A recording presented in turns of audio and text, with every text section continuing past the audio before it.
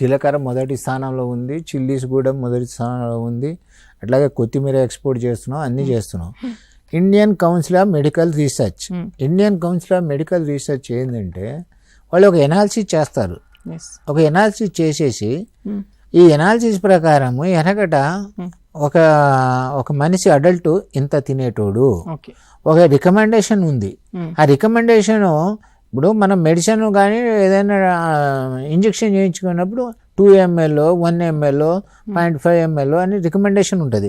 ఆ రికమెండేషన్ ప్రకారమే ఇంజెక్షన్ చేయించుకున్నాం. అట్లాగే ICMR Indian council of medical research వాళ్ళు ఒక రికమెండేషన్ ఇచ్చారు. మనిషి అడల్ట్ రోజుకు 21 గ్రాములు తినాలని అన్నారు. ఎన్ని స్పైసెస్ తినాలని కూడా మీరు అనొచ్చు. ఎన్ని 10 నుంచి 15 దాకా తినాలని ఉంది. కానీ మనోళ్ళు ఒక 5-6 తింటారు. మోస్ట్లీ ధనియాలు, అల్లం, పసుపు, అట్లాగే